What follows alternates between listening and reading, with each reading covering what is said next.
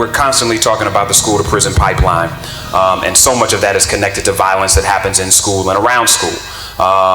Police officers that aren't effectively always trained to deal with them, and then school officers that are ensuring that records in school become records in court. But what's interesting, and Glenn, I want to bring you in on this, and Denise, I'd like you to comment on it as well, as we're looking at developing these ecosystems of peace, if you will, because we've heard about opportunity reduces violence, education reduces violence. Why are we not seeing, or are we seeing, mayors in particular that are looking at this issue of violence through a lens of ecosystem creation versus increased law enforcement? And what should mayors be looking at to be able to pull some of the folks together that all the folks on this panel have talked about, to say, as a mayor, while I understand there may be targeted crime areas that we have to do different kind of policing, if I'm ever going to get my hands around reduction of violence, it's not going to be with more boots on the ground. It's going to be with a comprehensive view, and mayors should be running that, or should they not? Well, that wouldn't happen in Atlanta. Well, I'm going to have Glenn chime in on that, Ms. Muhammad, and then I'm going to let you come back to that since you started with such passion. Well, for those of you who aren't familiar with the U.S. Attorney's Office, what we do is prosecute federal crimes in the Northern District of Georgia area, and that obviously includes metropolitan Atlanta. And so most of the areas we look at are violent crime, drugs and white-collar economic crimes. We prosecute those kind of crimes. So the nature of our business is a little more reactive, obviously. We get cases as they come in after a lot of the crimes have happened already. So in the past few years especially, we've taken more of a look at what are the strategies and solutions that some people have talked about to try and preempt these types of things, or at least to deter these things from happening in the future.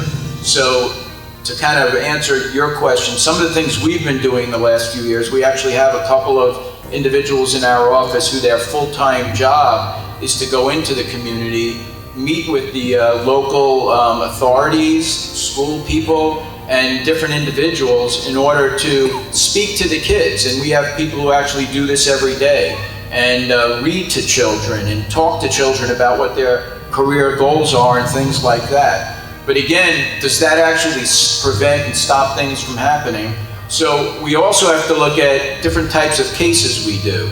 And one of the things I had been talking about with people on the panel is a really ignored segment of our society is the elderly and elder abuse. And when you think about it, there are 2 times in your life when you are totally reliant on people to help you.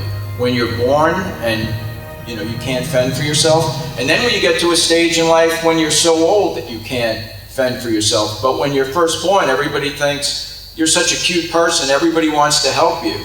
When you're old and elderly perhaps and go into a nursing home, no one wants anything to do with you. And I can tell you, and some of you may have relatives or know people who are in these situations, some of them are pretty horrible situations. So to just kind of briefly talk to you about... Well, I want you to hold that thought, because I want to deal with this ecosystem piece. So I'll come back to you on that so you can flush that out a little bit. But I want to get to the panel that I think is passionate about where we are right now. So Denise, please chime in, and then Doc. Just to address the partnership piece, I think we have robust partnerships, but the problem that I see is sustainability. So we have entities that obtain grants. They'll say, we're going to do all this stuff for the community, we're going to set all this stuff up, and then it just dissipates, it disappears. And so I think that's been a real struggle for us in the city of Atlanta, because we have a lot of partnerships, we have a lot of people that approach us with great ideas and great programs, but they may last for a year, and then they're gone.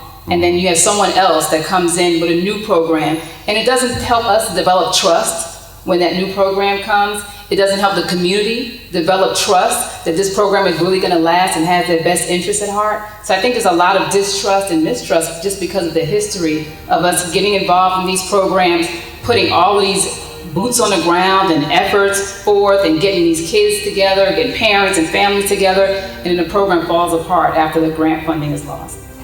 And I think there's another question to that, but I want you to be able to chime in on this, and I'm going to come back to that after both you and Ms. Muhammad are able to comment. Right. One of the things I always do at meetings like this is to look around the room. And my question is, where are the men? And I see the few men who are in here, you know. I mean, I didn't miss you all. But the fact of the matter is, what is happening to the African American family as a result of incarceration, the criminal justice system? The greatest predictor of a child dropping out of school is having their father incarcerated. We are not going to fix what is wrong. Our children are feeling psychic pain because people are gone out of their lives, and we are sitting silently by and watching it happen. So we really have to think about that huge system that is this great sucking sound, taking life out of our community and not allowing our children to have an opportunity to relate to people they love. So what are some of the things that we can begin to address this? Some of us last week saw the special on CNN about the daddy-daughter dance that took place in a prison. And while a daddy-daughter dance doesn't begin to end the systemic neglect that often happens as a result of an incarcerated parent, it does show that there are programs around the country that are trying to increase that level of engagement.